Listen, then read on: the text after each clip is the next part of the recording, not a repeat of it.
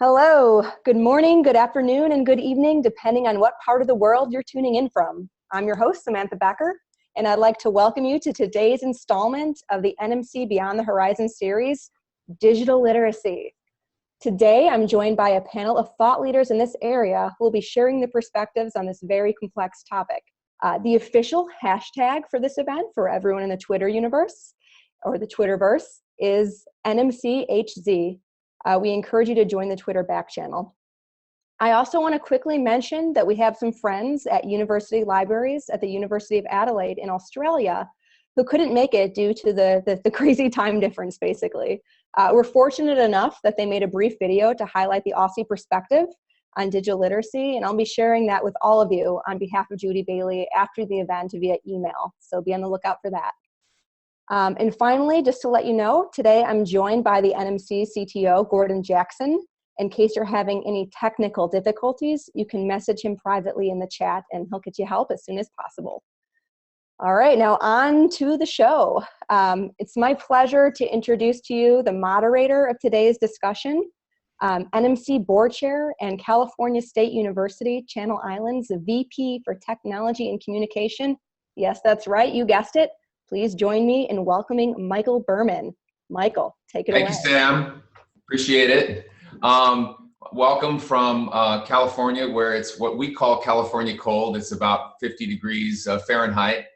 I understand it's a bit chillier in most of North America, and I'm not sure about the British Isles, but it's a pleasure to have you join us. And before we get started, I just wanted to mention briefly that this topic has generated tremendous interest, and it's quite interesting, quite heartening for those of us at NMC to see the level of interest in digital literacy, because it cuts very close to many of the themes that are very important to NMC as an organization. And it's given us, it's really helped us think, as we're at kind of a historic time in the history of our organization, to what extent we can help promote and support intelligent and open and broad conversation about this extremely important topic. So we're really looking forward to playing that role. I think this is going to emerge probably as one of the themes at our summer conference that's going to be in Boston this summer. And so we hope some of you may be able to join us there. I want at this time to ask each of the members of the panel to introduce themselves, and then we'll kick things off with a question. But we really do want to hear from you. So please do, as we talk, go ahead and pop questions into the Q&A, and we look forward to having a great conversation. So let me start with Lee. Lee, would you introduce yourself, please? I'm Lee Scalar-Bissett. Some people may know me better as Ready Writing on Twitter. I am currently in cold for the greater DC area, Fredericksburg, Virginia. I work at the University of Mary Washington as an instructional technology specialist at the Division of Teaching and Learning Technologies, and University of Mary Washington has been at the forefront of what's being known as the digital liberal arts, and we're really interested in the question of digital fluency, in part because of, or maybe vice versa, we're the creators of the Domain of One's Own project, the originators of the Domain of One's Own project. And so as that project has escalated and really been integrated into our curriculum, we're now starting to ask the questions around particularly learning outcomes around advanced digital fluency and how Domain of One's Own fits into that. So that's who I am and where I'm from. Thank you, Lee. So glad you're here. Sarah, could I ask you to introduce yourself next, please? Hello everyone, I'm Sarah Knight. I'm currently in Birmingham in the United Kingdom, and I'm representing JISC today. We work with colleges and universities across the UK in supporting them with their technology. Our role in particular has been since 2009 working with Helen Beetham and other experts to look at how we can support staff and students developing their digital literacies, digital capabilities. So I'll be presenting sort of the UK perspective, along with others I see in the chat window that are representing the UK here today. Thank you.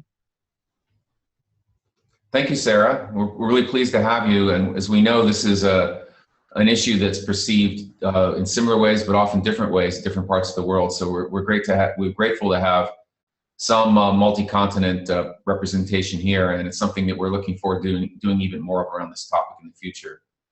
Stephen, if I could ask you to introduce yourself, please. Hi, everyone. I'm Stephen Bell. I'm Associate University Librarian for Research and Instructional Services at Temple University Libraries in Philadelphia. I'm here partially through the invitation to the Association of College and Research Libraries, of which I am a member. So in a sense, I'm sort of representing the U.S. academic library community here today. One of the big things we're talking about in the library world these days is the Stanford Information Evaluation Survey, which basically had some bad news for us in terms of the assessments they did of students' abilities to evaluate information on the internet. They basically said, and I'll quote, when it comes to evaluating information that flows through social media channels, our students are easily duped. So this is certainly a big topic for us now. Why aren't the efforts we've been making thus far helping students to become information and data literate, and what more can we be doing? So this is a great conversation to get people thinking more broadly about data literacy, and how are we going to make this happen? Thank you, Stephen. You're welcome. Really glad to have you here. And finally, from the Green Island, Jim. Good afternoon, everybody from Dublin. It's a late afternoon here. I'm delighted to join you. Just my own background. I have a long background in distance and online learning in Dublin City University, but then more recently I was the president of a small specialist higher education institution here in Dublin, the Institute for Art, Design and Technology, which is a very media oriented and home to the National Film School. But I guess my main reason for being with you this afternoon is, I've been involved for many years with policy development work around digital competence with the team at the European Commission in the Education and Culture Directorate and with the Research Centre in Seville. So I would have let's say, very much a hands-on knowledge and an interest in how we embed digital competence in our day-to-day activities. And by that, I mean not just as individuals, as academics or as students, but in terms of how that gets thought about by groups of academics designing programs, or indeed how it gets thought about by whole of institutions in terms of their digital capability. So I guess that would be my main interest and activity at the moment. Thank you so much, Jim. We've already seen discussion around the term digital literacy, and it seems to encompass a very broad set of different things. And we hear things like digital citizenship, digital competence, online literacy. So let me ask the panel, and I'll let whoever's ready to jump in first, and then we can go forward and spend the next 10 minutes or so discussing this. Let's talk for a minute about what digital literacy is, perhaps what it's not, and why are people so interested in it at this moment in history? Because it's been around for a long time, but this is one of the most popular webinars that we've given at NMC. So clearly we've hit a chord that's really interesting to a lot of people and people around the world. So who would like to start off, talk a little bit about what do we mean when we talk about digital literacy and why is it so interesting? Let's go to Lee first.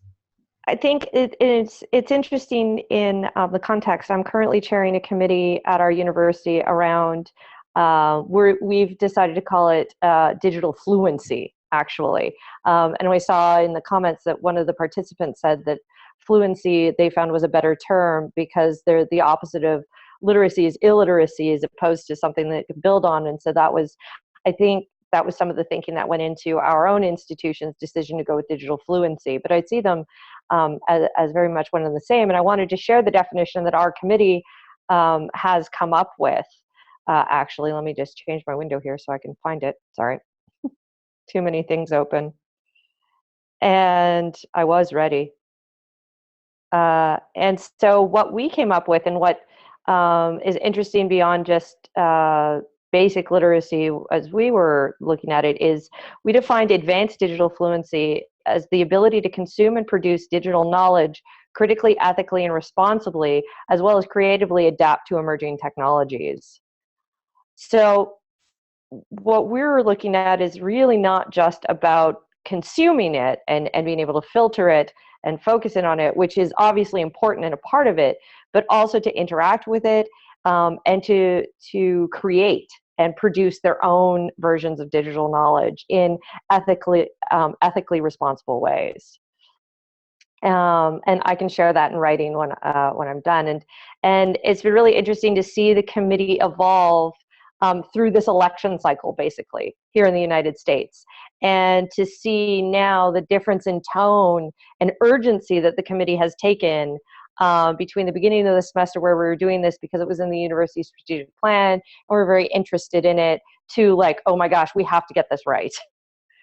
We have to do this. We were just saying in the meeting we had yesterday that we've all had moments in our classrooms since November, since the beginning of November, where we just sort of go, we have to start doing a better job of this with our students and for our students and for ourselves. And so I think that while previously a lot of faculty sort of saw it as perhaps job readiness or an important skill set or tool set for our students that they needed to be successful, as a way for us to kind of sell the liberal arts as being still relevant.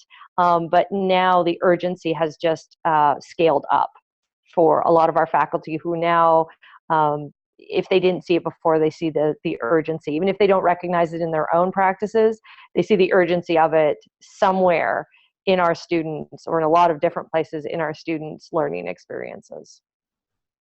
Great, thank you, Lee. And we did have a question from Heather, who wondered if you could share that definition. So if you send it to Sam, I know she's planning to send a follow-up email, and so we could include that in the follow-up for anyone who's interested. I can also cut and paste it in the answer. Okay, great, thanks.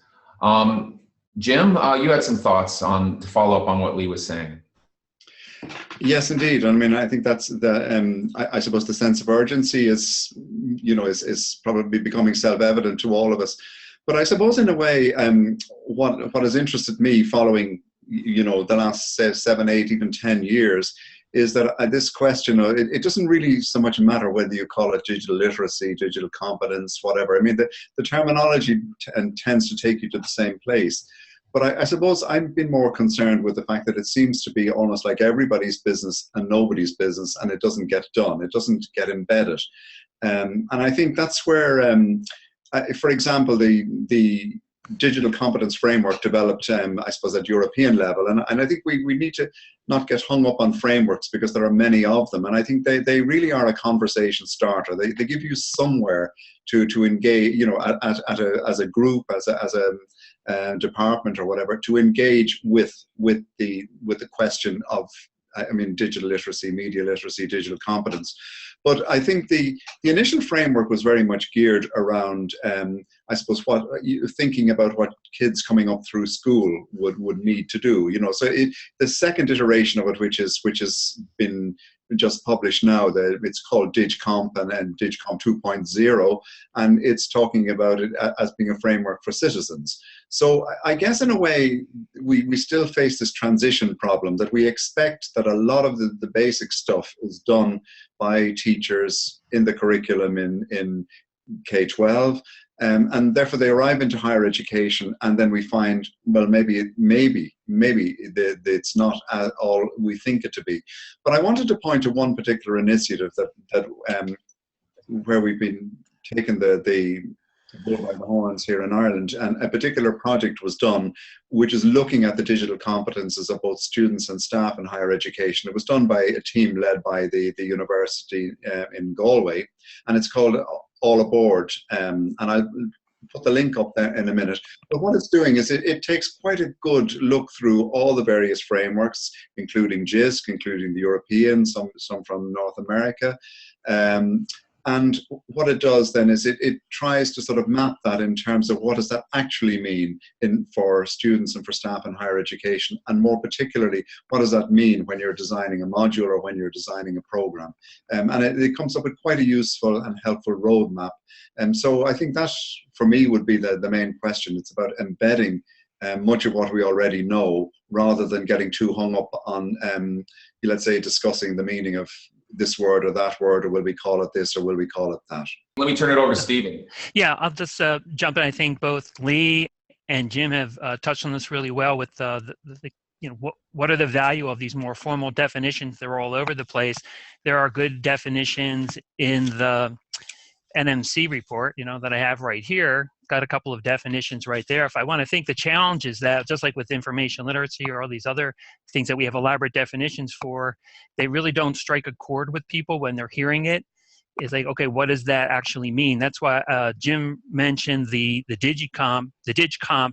I like that a lot in the sense that it gives you those 5 categories where there's 21 different competencies. And if you take a look at what those competencies are, you get a much stronger sense of what do we mean when we're talking about digital literacy. It doesn't come off sounding like a mission statement.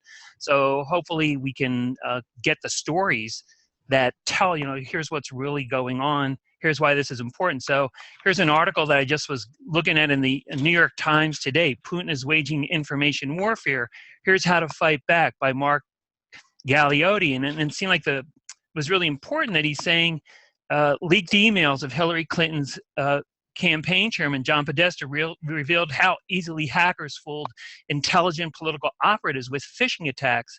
And he says, instead of trying to fight back, the United States government should teach the public to tell when they are being manipulated. So being schools, non-governmental organizations, public service campaigns, Americans should be taught the basic skills necessary to be savvy media consumers, how to fact check, all those types of things. So, when we can communicate these kind of stories, I think it's much more powerful. And, it doesn't necessarily just mean that I guess the way I would put it is, you want to avoid becoming a victim, and you don't want to be the person that's victimizing other people. And that doesn't necessarily mean that you're scamming people online, but we have students that just freely share their network IDs out there, and we just being educated about what the challenges of that are and what the ramifications are. That would be critical, just so we can communicate those basic things. Great, thank you, Stephen. Well, we could easily spend the whole time talking about frameworks and definitions, and we may do a whole session on frameworks coming up. I think we're interested in perhaps doing a session on comparing frameworks around the world, particularly.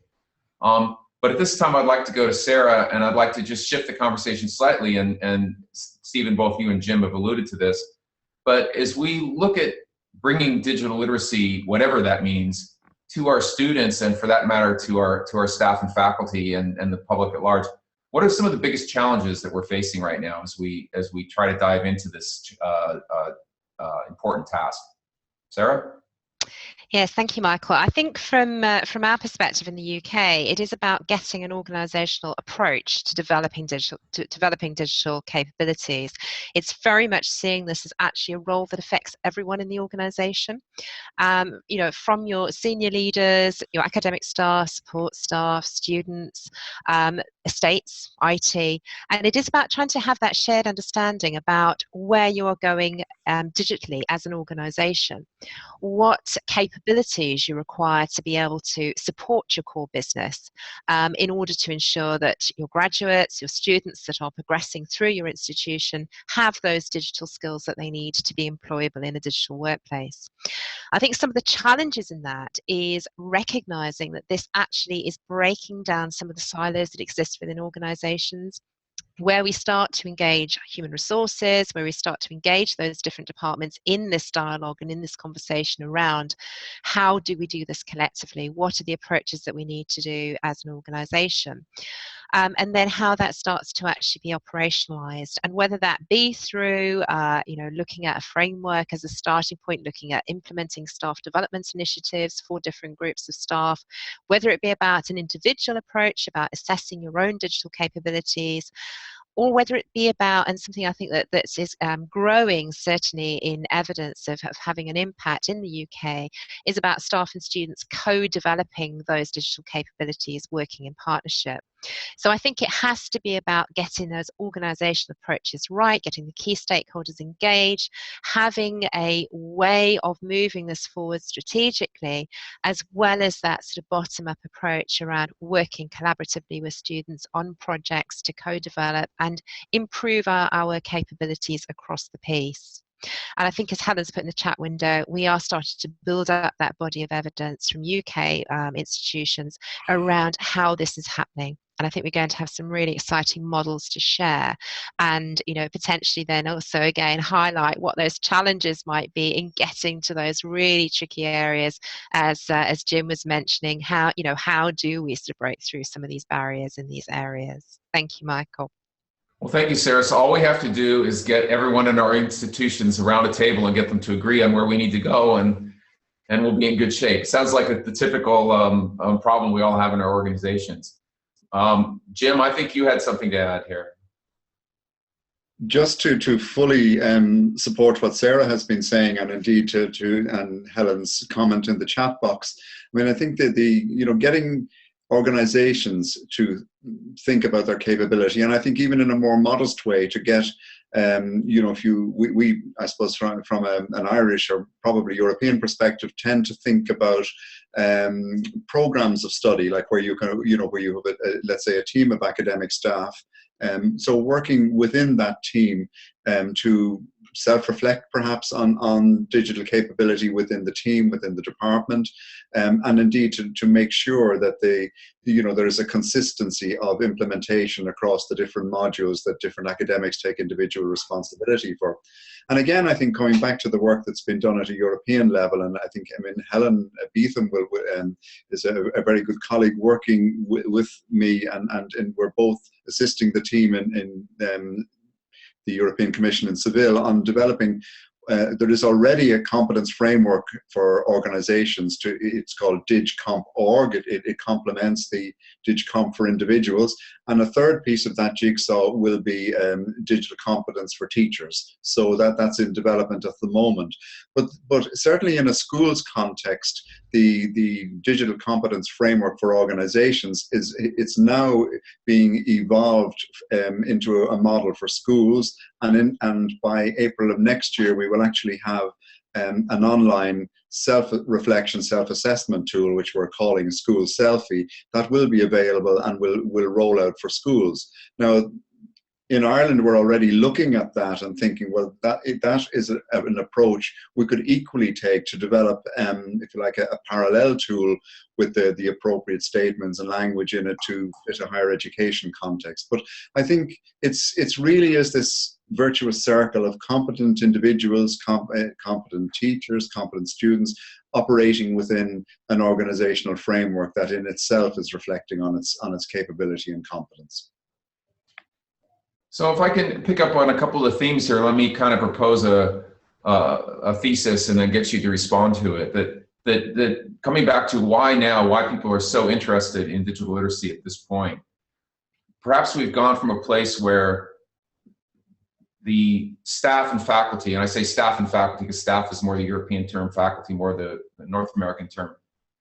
We're in a position where something changed really rapidly in the digital world, and we were caught on the back foot, those of us in our institutions, probably underestimating the impact and what it meant, and also feeling as though the students knew more about it than we did, that they were coming in as these so-called digital natives, and we were the digital immigrants, and we just had to listen to them because they were going to figure it all out, and they could tell us what digital literacy meant.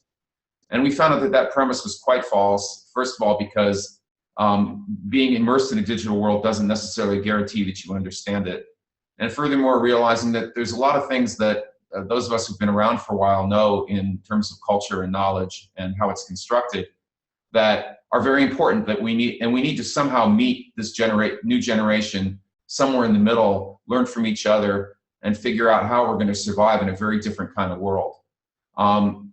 Anyone have any response to that thesis? I think one of the other things is that there's I think it's a New Yorker cartoon where it's a bunch of professors, or supposedly professors, sitting around the table and saying, well, I guess this internet thing isn't going away. Yeah. We are, and I can't speak about the European system, but certainly in North America, and in particular the United States, we are built to be autonomous. The universities, even public ones, are pretty much built to be autonomous, very, very autonomous. And we are very much trained to be skeptical and change in a slow-moving kind of way. And so there is partially that feeling, I think, that goes into it as well, where it wasn't just that they were going to figure it out, but it was also kind of like, well, we're not even really sure about this. Is it going to stay around? Is this a meaningful change? Sometimes it's that what we're teaching them is already applicable or easily transferable, and it'll be obvious. And then there are also, and I mean, I'm struggling with this myself now, is that there are still faculty members who say, yes, it's important, and it goes back to what Jim was saying, is that everybody thinks it's important, but nobody takes ownership of it. There are faculty and in disciplines where they say, well, that's not us, right? This isn't us, this isn't our thing. And so I think that that's kind of the next level, is that how do we've gotten to the point where they recognize it's an important thing. We've had this kind of aha moment. Now I think the next big challenge is how do we see this as faculty, that this is every faculty's responsibility and not just those faculty's responsibility, that is, or that discipline's responsibility. Yeah, one of the things that makes that a challenge, Lee, in institutions like my own and many others, there's the Gen Ed curriculum. So the way we structure things is, okay, the people that teach Gen Ed courses, there are student learning outcomes. So that's where these literacy things tend to end up. You know, it's an information literacy outcome or data literacy outcome. And so everybody's assuming that the students are learning how to become literate in those Gen Ed courses over there. But I think Lee makes a great point that this is everybody's responsibility. Maybe the first thing is to get people to do more of a self-check on their own literacy. There's this assumption that I use technology, so I'm not being victimized. I am literate. But when you look at the competencies, there's a lot of things. You're not, for faculty, just something simple like copyright. I mean, it's confusing, lots of gray areas, but if you can do some self-education, you would, for just one thing, quite simply, when you're signing an author agreement for a book or a journal article, you might be paying more attention to, what are my rights as an author? That's a form of literacy right there. If you're not paying attention, you're just signing away all your rights, that can come back to haunt you for years. Great point, Stephen. Let me toss it over to Sarah now. Sarah, you had some thoughts on this issue. Yes, I think just 2 points I'd like to make. I think the first point is picking up on some of the comments in the chat window about students. And we've done a lot of research in the UK talking to learners and getting their views around technology. And the key point still is, from their perspective, that they see that their practice is very much being led by that of their tutors and their lecturing staff. And I think for us in the UK, that's been quite a turning point in actually saying to staff, actually, we do all need to upskill. We do need to make sure that we are co-developing our skills and capabilities. I think the second point I just wanted to make was that we have been developing a series of profiles, and I'll share a link into the chat window, which again sort of takes a learner profile, a research profile, a teacher profile, and sort of talks about the various digital capability elements that those roles might be needed for those different roles. And I think institutions have found that quite helpful then in being able to sort of operationalize what does that actually mean in practice? How does this sort of fit into the skills I need to really be an effective teacher and to be able to sort of integrate these different capabilities in my teaching, but also ensure that my learners have got those capabilities as well as an outcome from that teaching. Thanks, Michael. Thank you, Sarah. And I just want to mention that, in terms of resources for these things, it's clear that there's a ton of work going on in this area. And I think it's going to be, we did some of it in the digital literacy report that NMC did, but that was focused mainly on North America. I think there's a real opportunity to start pulling together a broad range of resources and start sharing them more widely so that we can find the common threads and so we can all learn from each other. I suspect there's a lot of recreating the same ideas under different names going on right now. So isn't it ironic when we have these amazing tools for sharing materials across the world, we still somehow have the challenge of how to communicate. That hasn't gone away. I want to kind of shift the conversation a little bit. We'd agreed in advance that we would go from challenges to talking about solutions. And we had a good question that came in. I wanted to toss this out and see who would like to take a whack at it. Can you speak a bit how digital literacy can put into a larger transliteracy context, especially for adult learners? How can faculty build on other literacies, assuming that students have them, That's my side. To get students and themselves acclimated to digital competency in baby steps. So that's relating digital literacy to the larger question about all the textual literacies that we're concerned about for our students. Anyone want to take a first shot at that? So, for example, you talked about, Michael, trying to get students to better understand where they're at with their own digital literacy with small steps. One of the competencies we're working on now in libraries, moving from information literacy, is broadening it to data literacy. So one of the things that we can kind of do is just as a small prototype test, get people to dip their toe in, is get people to better understand their privacy, what's happening to the data when they're on search engines, even when they're using licensed library resources. You type in searches, well, where are those searches going? Who's collecting them? Where do they go? How's that information then used for, to find more out about you? What are you doing to safeguard your own data on your computer? Are you using dual authentication? So, maybe just doing something practical, stuff we do every single day, that might get people more connected to what are we talking about when we talk about data literacy. Sarah, do you have some thoughts on that?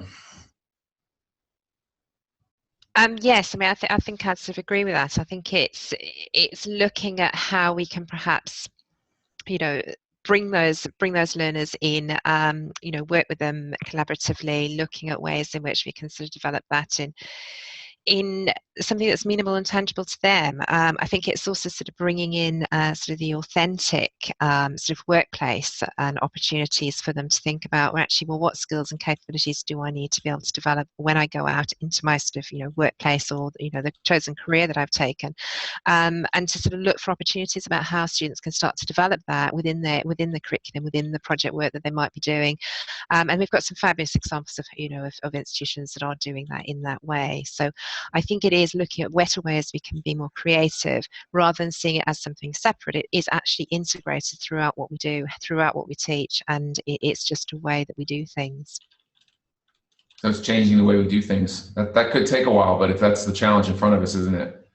Talking about solutions, Lee, you mentioned the Domain of One's Own project at the University of Mary Washington, and you've also recently blogged about a very interesting project that started out on the West Coast. So maybe you could tell us just briefly, for those who aren't familiar, a little bit about Domain of One's Own and about Michael Caulfield's project, because I think both of them emphasize students not just as consumers of information, but creators of information as well. Yeah. So Domain of One's Own is, and now it's at over 40 institutions around the world, some in Australia, some in the UK, I think one maybe in Canada, but anyways, and I shared a link earlier on in the chat panel that takes to a lot of the information that we have at the University of Mary Washington on it. And basically and this is an important thing too, every student, faculty, and staff member at the University of Mary Washington can create their own domain of their own name, whatever they want it to be, something .com, .org, in that sort of way. And it doesn't have to be attached to a class. It doesn't have to be attached to a particular research project for a faculty member or a staff member. They can make their own domains, and we don't have to pay for the hosting, and we don't have to pay for the domain registration, as long as we're at the University of Mary Washington. And so what that has become is a really powerful tool for these ideas of digital fluency, because it is about creating a digital identity, thinking about information, thinking about Creative Commons, thinking about copyright, thinking about what should be shared, what shouldn't be, what should be open, what shouldn't be. And it's been integrated all over campus, largely pedagogically through courses, but also through student groups, through the Career Center, through student affairs. It's really, as we wanted it to, and as was the initial intent, taking on a life of its own. And we, the Division of Teaching and Learning Technologies, we support faculty in the development of ways to integrate and incorporate Domain of One's Own into their teaching practice, and also to help them with it if they want to do a project for their own research or personally in that sort of way. And so it's been really powerful. We have everything from art history databases that are collaboratively created by students in the art history program, to personal websites, fan websites. We just had an alumni panel where one of the students has become quite a successful writer employed by a major publication, and she got her start writing basically about anime, and that was the domain that she created while she was at the University of Mary Washington. So this was, it was a lot about creating, but one of the, I don't want to call it a shortcoming, but one of the challenges that we've always had around Domain 1 Zone is this idea of collaboration and communication and conversation around it, because a lot of it is a lot of WordPress installs, it's a lot of blogs, it's a lot of broadcasting. It's what Mike Caulfield would call the stream, right? Everybody's kind of streaming. And what Mike has long tried to do, Mike Caulfield, he's out at Washington State University, Vancouver. And what Mike has tried to do is he's a really big fan of the wiki, right? And this idea of collaboration and compromise that can take place in a wiki space. And so his, since the election, Mike has become very, very active and motivated, one could say, that he wants to create these spaces to be able to combat what he's calling digital polarization. It started as fake news and become digital polarization. In other words, how we consume media, how Facebook moderates what it is we see, how Google moderates what it is we see, and then how we then critically evaluate what it is we see. So he's created the Digital Polarization Project, and I can get a link in a second. I just wrote about it on Prof Hacker, and I brought it up for that reason. And what he's created is essentially a wiki, where is looking for participants to be able to get together, students in particular, to be able to get together and fact check news stories. And it's been really interesting. It's just started. He has some examples up on his website. And what he's looking for is the ability for students to go in and look at various claims on the net, news stories on the internet, and then go in and research them. Where did this claim start? What's the original study? Where's the original quote from?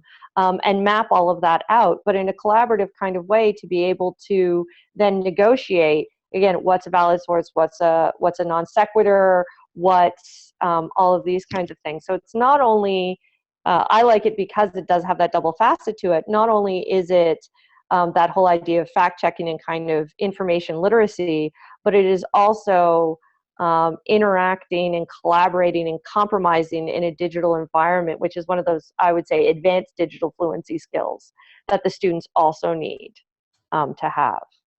That's great. You know, I just thought of a name to describe what he's doing, shorthand, and he would probably hate it knowing him because he's a very deep thinker, but I would call it Snopes-opedia.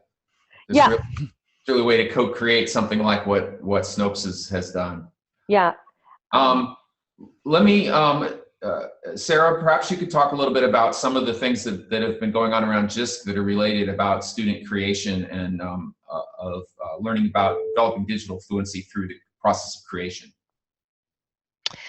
I think in the UK, it's very much been looking to have initiatives whereby we're involving students in sort of code creation and, you know, code development. So there has been a sort of a large movement around sort of student partnership projects at JISC. We've got our Student Change Agents network, and that has really sort of been driving forward, I think, developments within institutions whereby students and staff equal partnership, working on projects around how they can integrate technology better into their curriculum, but also at the same time look at how they then are upskilling and developing their digital capabilities.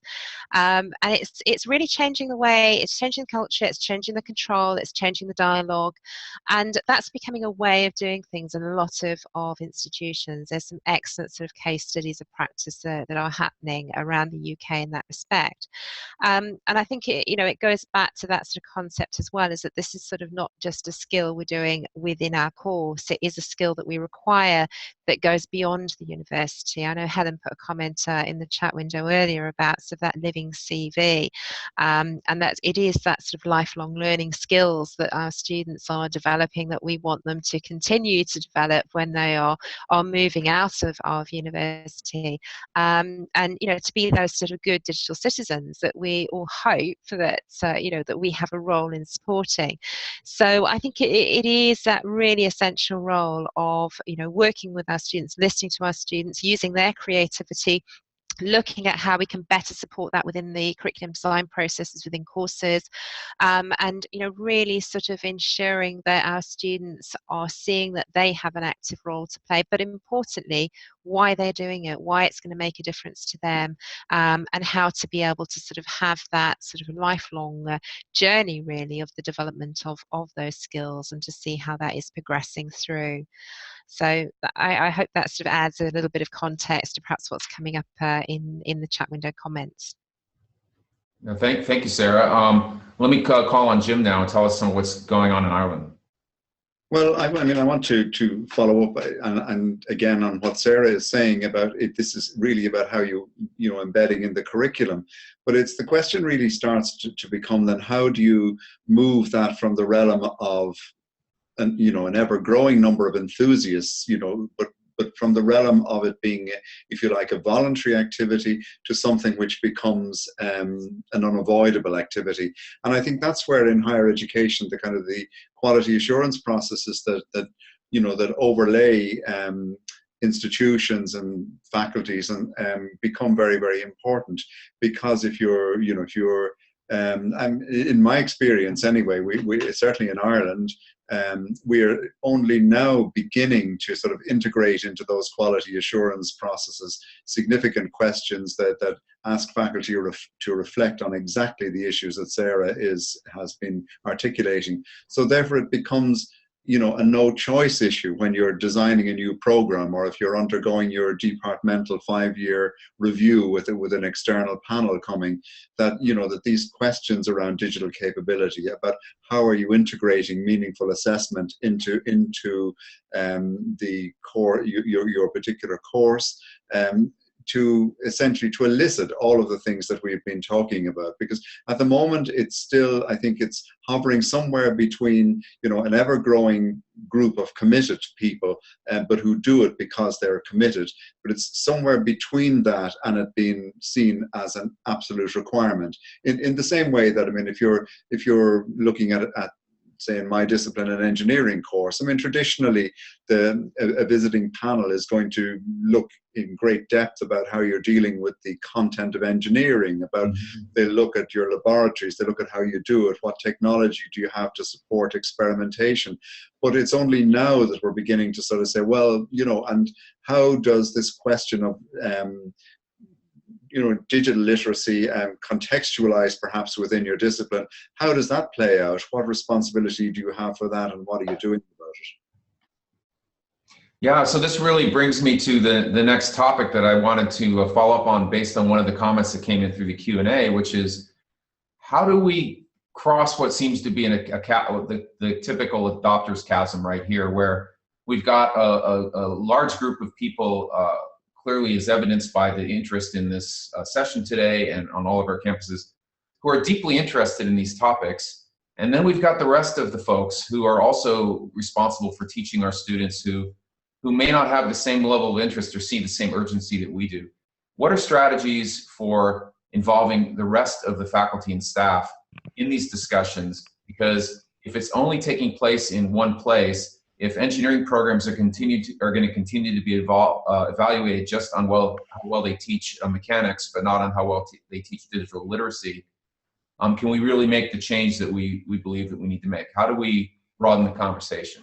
Stephen, you have some thoughts on that? Yeah, one example that we might be able to borrow from is what's been happening at a lot of our institutions with respect to open educational resources. If you look at the surveys that are happening, we're looking at like 65% of faculty are still not aware. Then we've got the early adopters and the people who are very passionate. So what some institutions are doing, like my own, is we're taking more of an institutional strategy type approach where we're bringing people together from across the institution, whether it's library, bookstore, computer services, disability services, faculty, students, and saying, here's our challenge.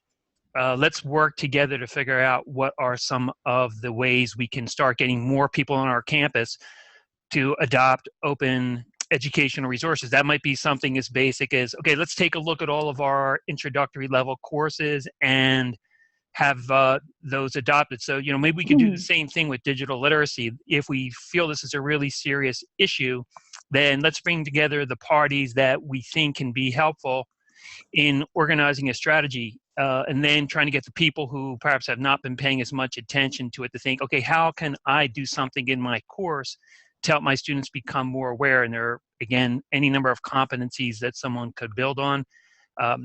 If we have time, we can maybe come back to a strategy being open pedagogy, helping where you've got a new movement in higher education now where some folks are saying, rather than just accepting learning content that's being put out by publishers, I, as a faculty member, can work with my students to build open learning materials that other students can use. And when you start getting students creating content, putting it on the internet, other people can use, that's a really powerful lesson in understanding, hey, anybody can write something and put it out on the internet. This could be scary, but with proper guidance from faculty, it could be a great way for students to learn and for sharing content with others. Thank you. Lee, maybe you'd like to follow up on the comment you put in the chat that where she says that the act of creating has forced students and faculty to confront these issues. Can you talk a little bit more about that, please, Lee?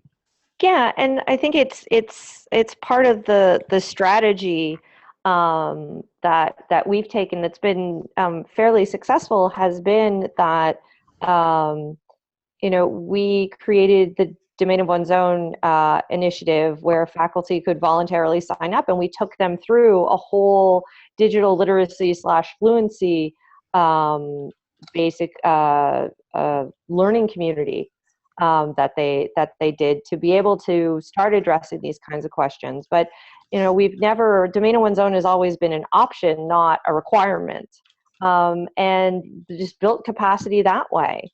And often would come, and it's imperfect. It's kind of the chicken and egg question, and it's imperfect. But as faculty have started integrating Domain of One's Own, then these questions have become more prevalent, more prominent, and it has become easier to have these conversations, easier to get faculty to come to faculty development events around these things, easier to engage students in these conversations as well, because they're starting to develop them and ask the questions themselves. And so that's been really interesting to see happen, and to see it evolve, and to see it take shape in different kinds of ways across campus, in that kind of way where it's not necessarily, oh, well, they're not doing Domain of One's Own, but now they're talking about digital literacy or fluency things in their classroom, right? And because so many of their students are being exposed to it in other places, and so many of their colleagues are talking about it. So it's been really, it's a kind of a grassroots. It's taken root, and it's growing into something, and we're hoping to sort of prune it and shape it, but at the same time let it be, and let it see where it goes according to where our faculty and students want to take it, but in, again, ethically responsible ways. That's great. And Stephen made a comment about the reward structure in higher ed and how this relates into motivating people. Stephen? Yeah, well, that's a big challenge for many faculty. I was just commenting on, the balance that many faculty have in wanting to to be experimental, try something new with their students, and then questioning, well, I'm going to do all this extra work, spend a lot of extra time on this new activity and developing digital literacy competencies for my students, and where's the reward in that for me? Who's going to recognize that? So it often in higher ed does come back to, what's the structure that we are creating administratively that supports faculty experimentation and risk-taking. Great, thanks. So we have about 10 minutes to go. I'd like to suggest that we kind of finish up on the following topic. You know, we have over 100 participants, and I can tell from the comments coming in that many people are deeply invested and greatly knowledgeable about the issue. But I suspect there are others who are kind of watching this and they're kind of going, mind blown. This is such a big issue. There's so much to consider. There's so many resources. And I would like each of you, and I'll give you a minute to think about this before you jump in, to think about what are the best 1 or 2 resources that you're aware of for somebody who's really starting to think about these issues. Where would you point them? It could be a blog, it could be a book, it could be following a particular person on Twitter. What are a couple of resources that each of you would like to offer that you would think that for somebody who's just getting involved and thinking about these issues that would really help them open their minds to what's available? Anyone want to take that first? Looks like Steve, the librarian, looks like he's ready to give us resources.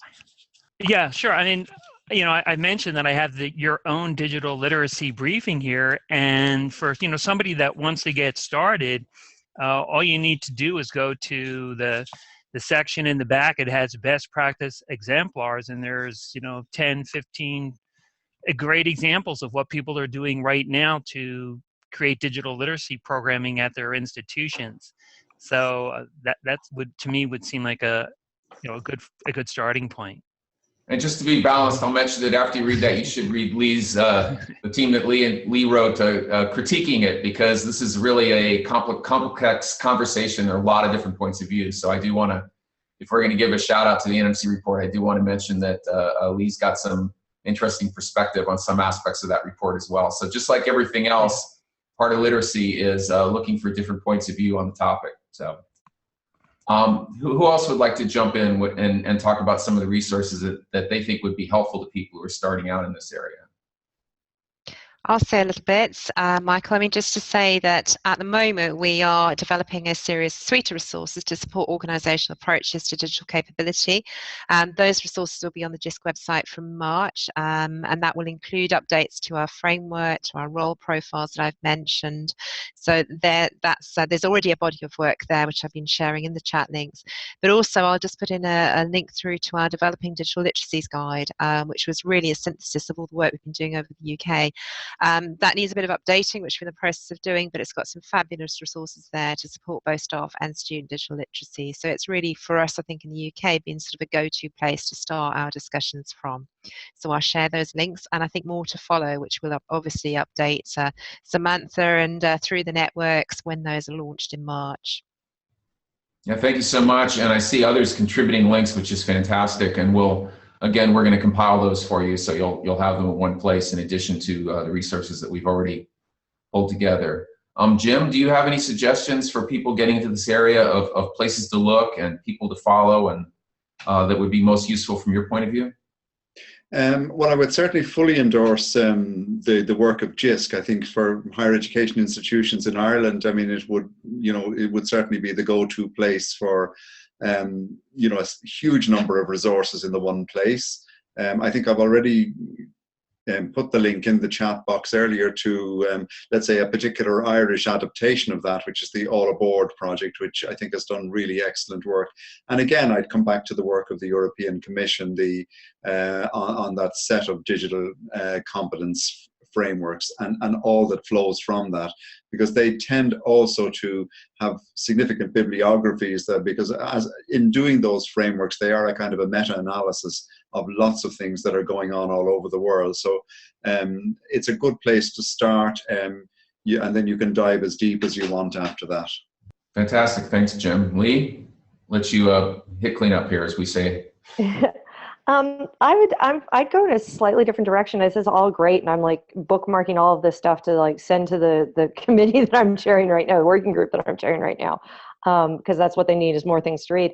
But I would say that if you're thinking of starting something, particularly on your own campus or for your own interest, is it's such a broad, it's so big, there's so much. You know, what is the thing on your campus or for your group or for your department that you find most pressing, right, or most interesting? And it could be OER, it could be, the Google filter bubble, it could be any of these kinds of things, social media being used on campus. We had a big thing that started a lot of conversations because Yik Yak was being misused on our campus. You know, what is that thing that is going to get people interested, get people talking, get people involved, that then from there you can branch it into these larger conversations, right? Each campus has its own culture and has their own challenges. And while we have all of these resources that can help every campus, because we share a lot of them, what's your campus's or your department's hook going to be? What's that thing that you are really struggling with or interested in, or everybody keeps scratching their head, or they're really most worried about? And that can be the thing that then allows you to bring in all of these great resources and be that conversation starter and be that thing that catalyzes people. That's great. Thank you, Lee. Well, we have just a couple more minutes. If anyone wants to try to summarize the entire hour in a 30-second or 45-second soundbite, you're welcome to take a crack at it. Or you could go for 140 characters and give us the tweet from the session. And then in about 2 minutes, I'm going to turn things over to Sam to close out the hour. So any brilliant and insightful comments? You want to set the bar high, but this group can handle that. I think one of the takeaways for me, especially hearing the other panelists, is this idea of who is going to be responsible at our institution for information about digital literacy. How will we recognize? And I really like Lee's point, what's that issue that we can all get focused on and realize, hey, this could be a great starting point to get the conversation going. But is it going to, this is what's been the challenge of information literacy. It's just been the librarians at some institutions, and it's not going to be enough. So we have to build a coalition and get that message out there that this is each of our responsibilities, and that it's really about helping our students have a great future as digital citizens for lifelong learning. So all we have to do is create digital citizens for lifelong learning. Yes. Sounds like a great challenge. I think it's a wicked problem. Let's face it, it's a wicked problem. Yeah, definitely a wicked problem. Fantastic. All right. Well, I think that's a great place to wrap up. I want to thank our panelists. Fantastic job. I want to remind you that we will be announcing a follow-up discussion. It's probably going to be at a time that will be in the late afternoon or early evening in North America, so that we can better accommodate our community in Europe and in Africa, because we want to make sure that we get their take on this. But those of us hopefully in actually be early in the day, right? I got it backwards. So probably early in the day. I'll probably have to get up at 5 in the morning if I want to participate, but it should be worth it. Either that or you can watch the recording. So yeah, we're going to be looking at a time that's probably afternoon in Europe and Africa for a follow-up conversation, particularly focusing on those continents. And we also want to find a time to bring in Australia. So getting all three is pretty much impossible. Sam, wrap up, please. Wow, what an amazing and lively discussion. I actually just got a flashback to when, feeling like I did when the X-Files TV show ended 14 years ago, just completely distraught and sad that it's over. But like the beloved TV series, we do plan to reboot this discussion, as Michael mentioned. So look forward to a part 2 this winter in 2017, where we will have a panelist from South Africa, one from Spain, plus Helen Beetham, who has been key at pointing out resources in this audience, and also Brian Alexander and potentially more. And as I mentioned, we are sending out an email about the Aussie perspective. Our friends at University of Adelaide were kind enough to create a video since they couldn't join us live. So please watch your email and watch nmc.org for updates on our follow-up event. In the meantime, I again want to thank all of our panelists and of course our SAGE moderator for leading us down many interesting paths today. And luckily for us, this discussion has been recorded and will be posted to our YouTube channel after the holidays. But let's not stop here. Let's keep the conversations going. We can do this by using NMC HZ and follow-ups. Of course, shameless plug, be sure to follow us on Twitter at NMCORG and on Facebook. This is actually the last installment of our Beyond the Horizon series till 2017, but then we'll be back and fresh as newly fallen snow. So I just want to wish everyone the happiest of holidays and a fabulous new year, and we'll see you in 2017. Bye now. Bye.